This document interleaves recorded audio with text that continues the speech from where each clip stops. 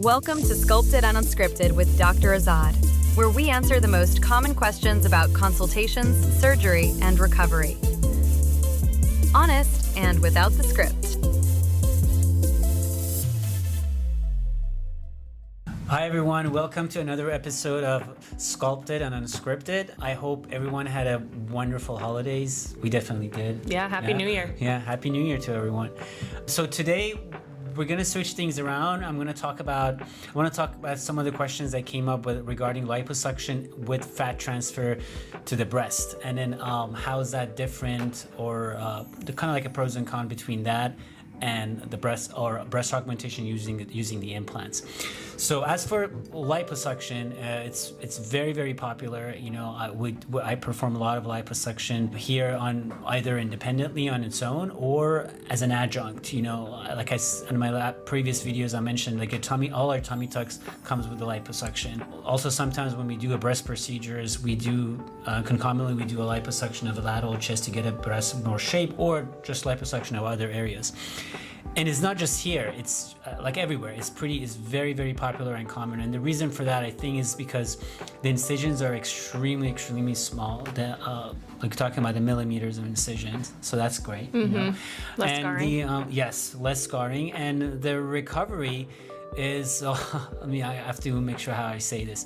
So yeah, you're gonna be sore, you know, and some people that get more scar tissue than others, but unlike anything else that we do, there's no restriction of how you sleep. You know, there's no once those incisions or the small incisions are closed on its own, which usually takes about 4 or 5 days, you can pretty much go back to your normal routine. So that's the huge plus, and it does a great job as far as removing the fat.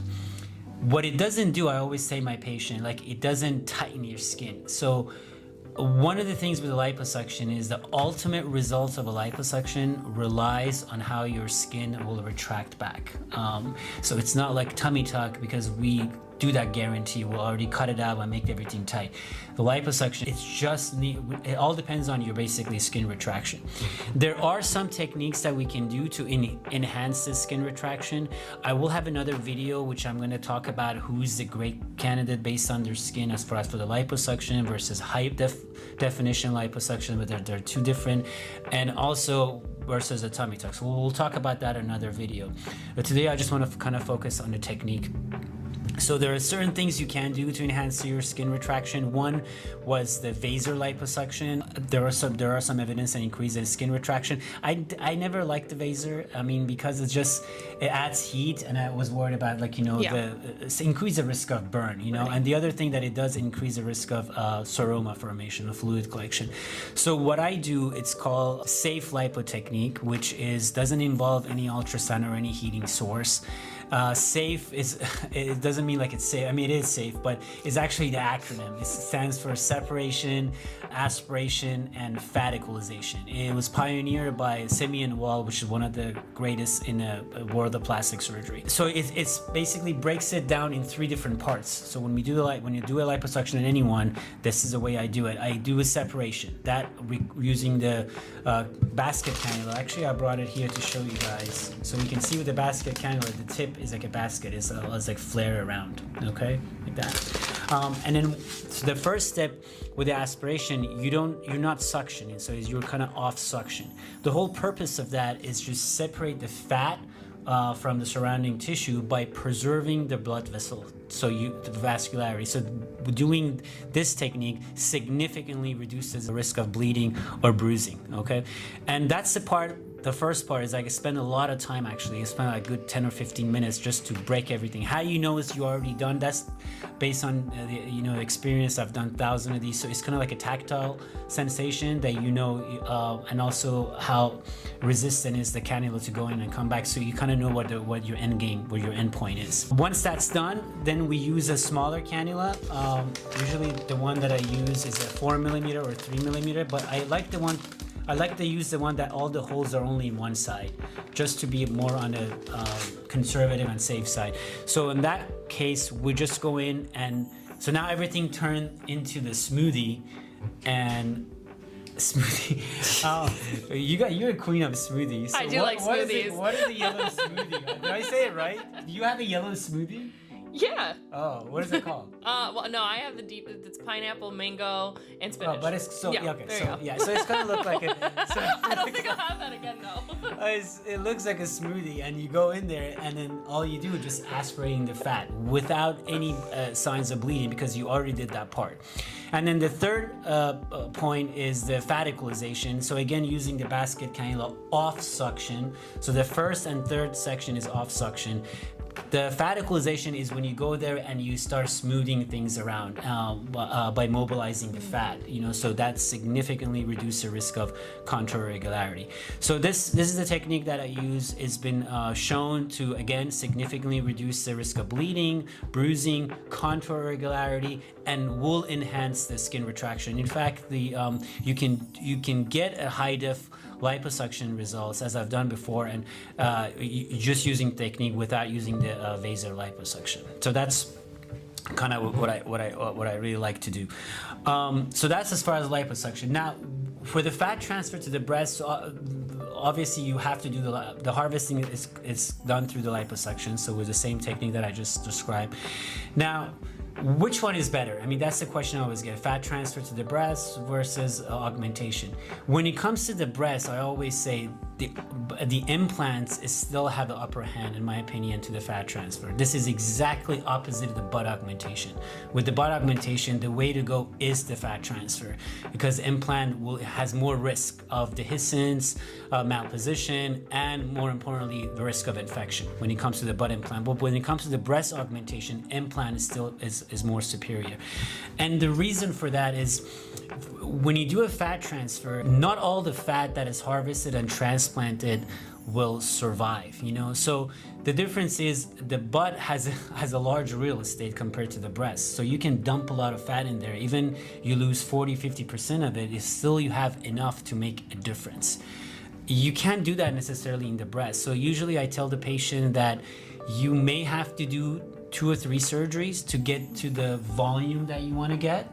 If you want to do it one-time surgery, then I say at the best case scenario, you're going to get about a half a cup size more. That would be a best case scenario, okay? The second thing is kind of rolls along the first one is, as I mentioned, when you put all the fat, not all of them will survive, right? So again, in the buttock, because it's a large real estate, you can dump a lot of fat. Even one side take 40%, the other side might take 50%. You don't see much of an asymmetry, but you do see that in the breast. If you put 300 cc on one breast, 300 cc on another breast, one breast takes 150 versus the other one take 100, you're gonna see that asymmetry, and that will cause you to have another revisional surgery. The third thing is when we do a fat transfer in general, sometimes you get some scar tissue formation or a fat necrosis. Now, if it's in the buttock, usually we start by doing the massages and we see how that works, and then we'll go with a further treatment if it needs to be. But when it's in the breast, you can't just say, oh, just massage it. When you find a lump in your breast and you tell me, hey, there's something here, you can't just say, oh, just massage it. It's probably a fat necrosis. It's probably a scar tissue. No, we will have to do imaging to make sure. So that will, again, cause you potentially to do more imaging in your lifetime. And although now, compared to like 15 years ago, we have a lot more technology. The radiologists are way more familiar than 20 years ago, and they can detect the difference between the calcification versus fat necrosis secondary to the fat transfer. But it's still, there are some cases, again, I've seen it myself, that the radiology thought it could be a calcification, and then the patient has to do the biopsy, and obviously it was negative and it was fat necrosis. So, and that's another reason, like even if you're not 40 years old, no family history, if you're 30, you always requires you to do the mammogram. So you have a preoperative mammogram in hand to so if you go after the fat transfer, so the radiologists have something to compare with. Again, I'm not saying I don't like it, because I totally perform fat transfer to the breast, but I make sure that I explain all that to the patient, so the patient is fully informed for all the information that they get. Because there are some, I mean, the benefit of that is that yes, you're not putting anything foreign in your body. Is your own natural tissue. If everything works out, then you don't have to, unlike implant, that you have to changing it every 10 or 15 years. You don't have to do that. You know, you basically you have it and it's done, and it's forever. The other thing that it doesn't do is, like I always say, it obviously doesn't lift the breast. So if you have like a droopy breast, the fat transfer is not going to help. If you want to remove your implant, if you had an implant, and that's another point that a lot of patient comes in, is like, oh, you know what, I don't want to have an implant. I want to remove the implant, I get a fat transfer. Once you have an implant in, especially for 10 or 15 years, or even less than that, that breast tissue and muscle has been three-dimensionally stretched. There is nothing in the world when you take that implant is going to give you the same aesthetic results. You can do breast lift, you can do a fat transfer, it will never be like what the implant was before. And again, same thing, unless you do a capsulectomy when you do removing the implant, because remember that in order for the fat to survive, you have to have a vascularized bed. So that's a common thing that I get. You know, I'm sure you hear a lot for the consultation, you know, oh, I just want to remove my implant and get a fat transfer, and it's okay, you know, again, we've done that before, but the patient has to be realized that it will definitely not going to be the same as when you had the implants. Now, as I said, this will be completely different when we're doing the fat transfer to the buttock, you know, because with the buttock is completely different. What I like about fat transfer a lot is as an adjunct to an implant. So especially in cases that patient have a very wide intermammary distance and they want to have a cleavage. So in those cases, the implant is only going to help to a certain extent, like recruiting more skin. It gets better, but not completely. In those cases, I like to add a fat transfer, because then you can combine it with the implant to give you a nice full shape and give you a better cleavage. So those are the things that I recommend for fat transfer. And also, obviously, with breast reconstruction, we use a lot of fat transfer during the breast reconstruction. All right, perfect. So next time or in the future, I'm gonna talk about the fat transfer to the buttock and all the quirks and features of that. But for now, if you haven't already, please like us, please follow us, subscribe, leave a comment, tell me what other topic you want to talk about, and then we'll see you next time. Thanks for joining us for Sculpted and Unscripted with Dr. Azad. Join us next time for another exciting episode.